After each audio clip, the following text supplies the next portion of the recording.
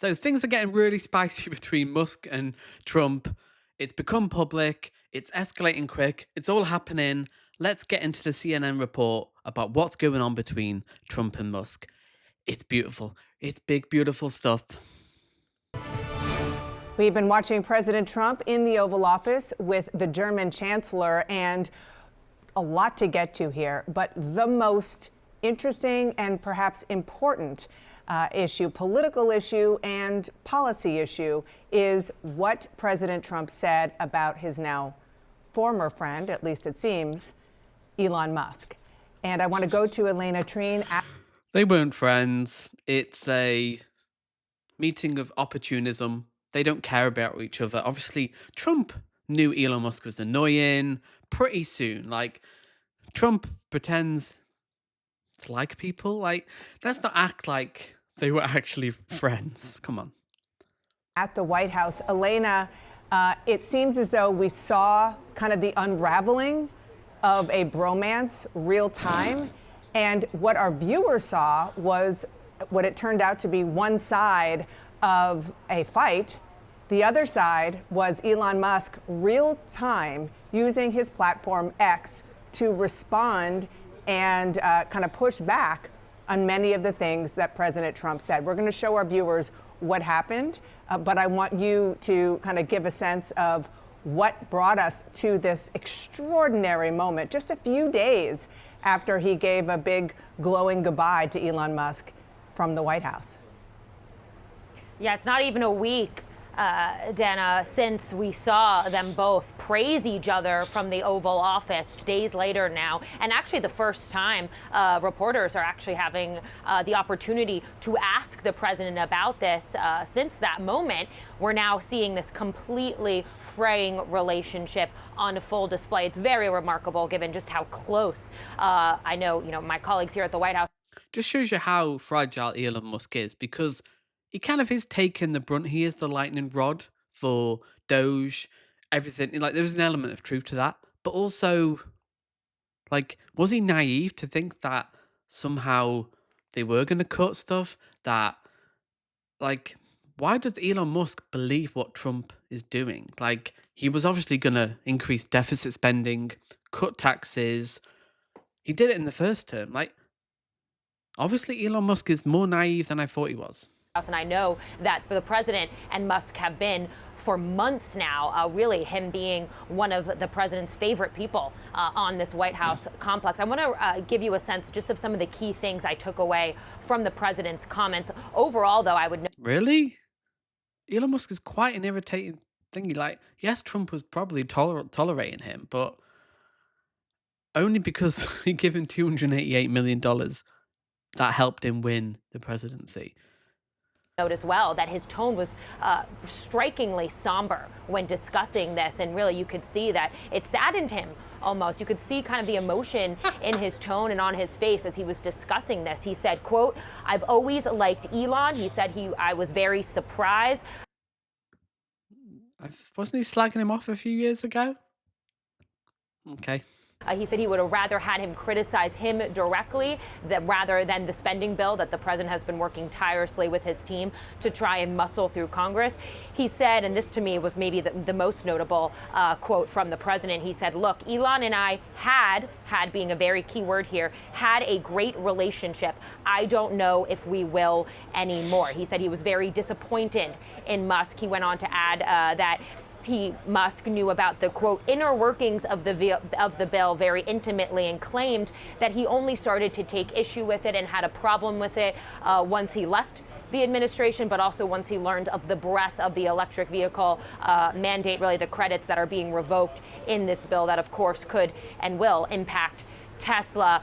We also did see, as you mentioned, Dana, Musk respond to this just moments ago on X. He had really been posting throughout the entire time the president was speaking, but then he did post. They're so impulsive. That's the thing. Trump is the same when he was on X. Kind of does more Truth Social now. Just like, whoa, calm down, Elon. They're so emotional and fragile. Like, Elon Musk is on a cocktail of drugs. He's not making the right decisions right now, and it's amazing to watch. This is beautiful. This is fascism And I predicted it months ago. I did a poll. How long is it going to be until Elon Musk fallout? It was inevitable. Two massive egos, people who both demand loyalism, yes men, sycophants around them. Amazing. Just it's beautiful. It's beautiful.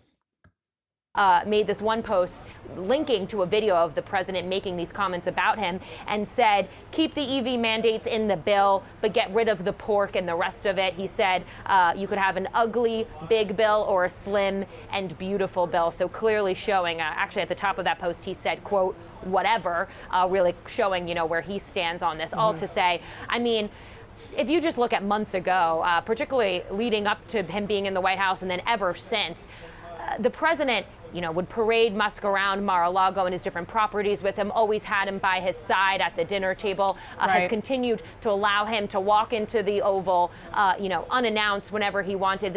And it just shows you how stupid fascists are, because we know it was a marriage of convenience. Elon got what he wanted. Trump got what he wanted. Like, if that was to not happen, which is clearly was going to happen, like there was going to be a fracture at some point, we knew it was going to happen. Like, it's so irrational and so incoherent. It's like,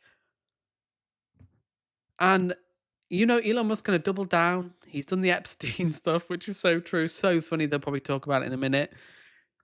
Amazing. It's just amazing.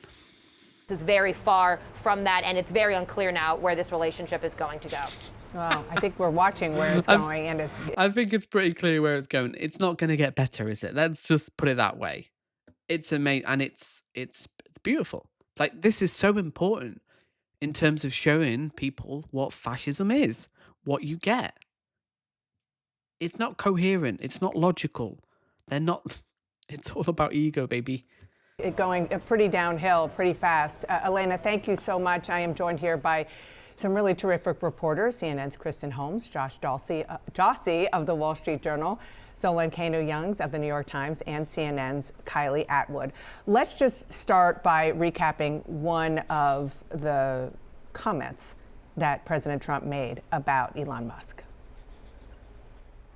You saw a man who was very happy when he stood behind the Oval desk, and even with the black eye, I said, "Do you want a little makeup? We'll get you a little makeup." But he said, "No, I don't think so," which is interesting and very nice. He wants to be who he is, so you could make that statement too, I guess. Look, Elon and I had a great relationship.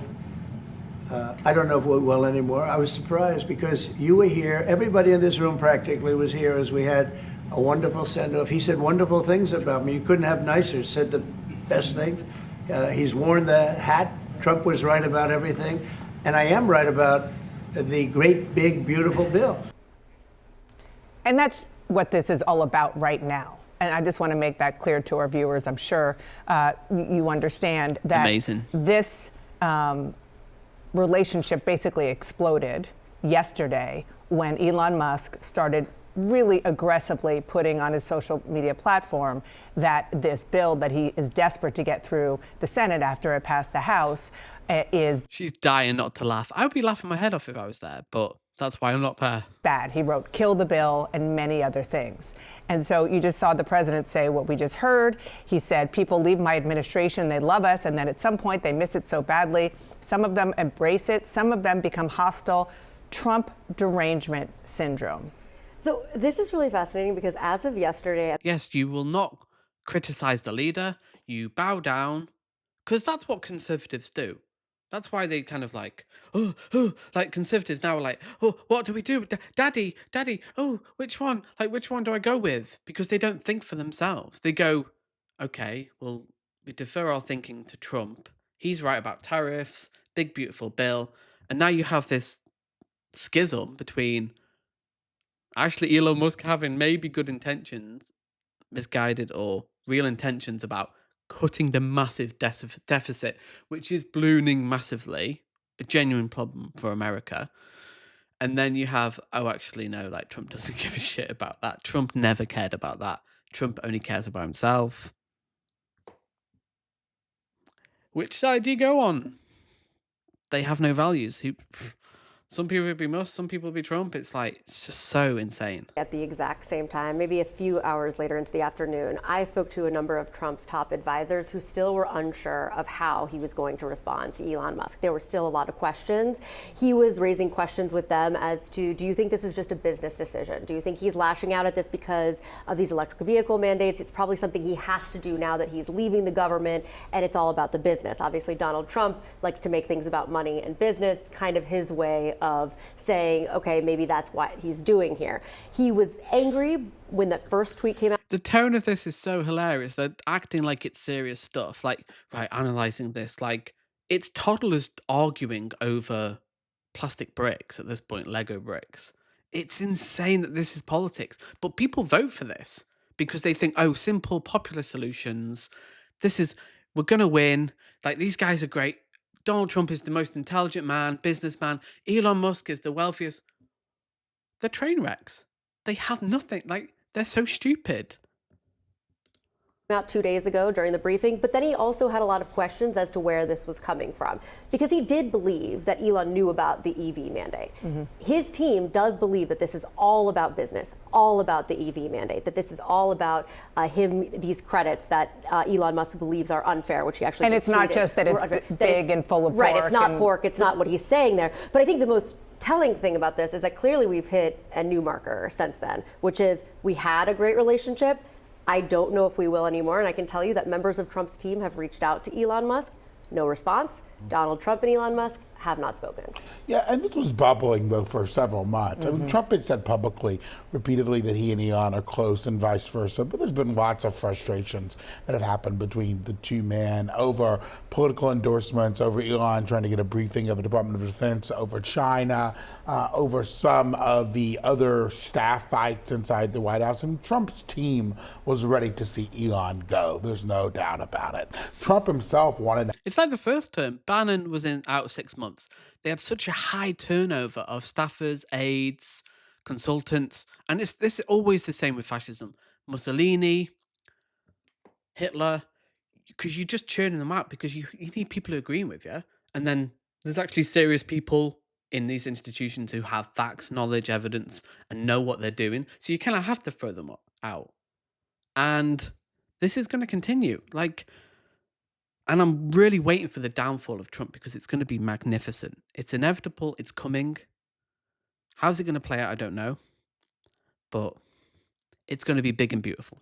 To have an event on Friday and try to have an amicable breakup here, in part because Elon is such a wealthy donor. He is the richest man in the world. He fueled hundreds of millions of dollars for this campaign. He is a political force to a large degree. He controls one of the main ways that Republicans communicate. I mean, unlike some of the relationships Trump has had, a breakup here could hurt him too. I mean, there really is a lot of caution here that I think his people are trying to navigate. Yeah. Okay, where are we going from here? Because we're playing with live, live rounds. This is what you were referring to. You see on the screen, this is a video of the two of them in the Oval Office, which, by the way, I don't want to let it go unmentioned that the president made fun of the black eye that Elon Musk had. I mean, that was very clear that he wanted to get that in there.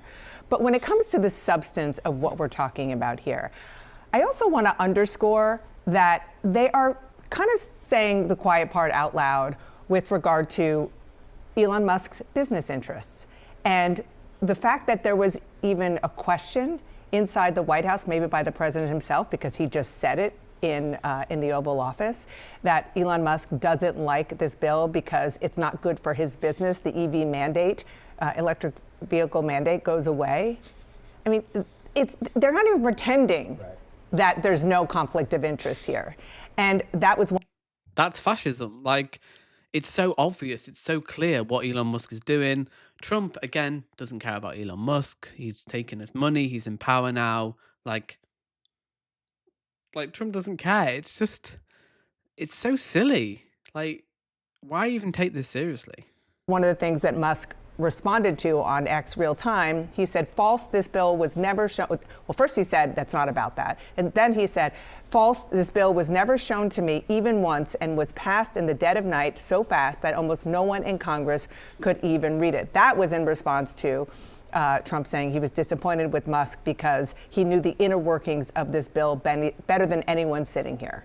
You had the president in the Oval Office essentially say that Elon Musk's criticism is a matter of personal grievance. It's a matter of the fact that he thinks that this will hurt his business. Elon, up until this point, when he has shared criticism for this bill, has said that it's about undermining really the effort he took to cut federal bureaucracy, reduce the deficit as well. Which is hilarious because they've just increased the deficit to the highest it's been in years. But okay. And he said that it's about sort of fiscal responsibility. Here you have the president completely saying that that is not true and that it's really actually about somebody trying to protect his business, which is interesting also because Elon was with the administration when the Trump administration was rolling back EV subsidies that the Biden administration put forward as well. So that's another detail I had here. But it's remarkable to see here just the shift in the past couple days. I asked the president last Friday about reports of Elon Musk's drug use as well. And he went out of his way to say that that is not a concern, that is not troubling to him, that he still stands by Elon Musk. All of that now to this point where now you have criticism against a signature part of Trump's domestic agenda. And now he's saying, well, this is someone who's just worried about their business. Yeah. That's hilarious because you know Trump is going to go for him now and be like, well, you know, he shouldn't be taking so many drugs. It's bad for his decision making. Hit the like button. We're going to continue to follow this. Like, how can you not? It's amazing. The disintegration of a fascist government is a beautiful thing. It's something we need to share, embrace, and celebrate. Celebrate with me in the comments. And I'll see you in the next video. What the hell's going to happen next? I guess we'll see.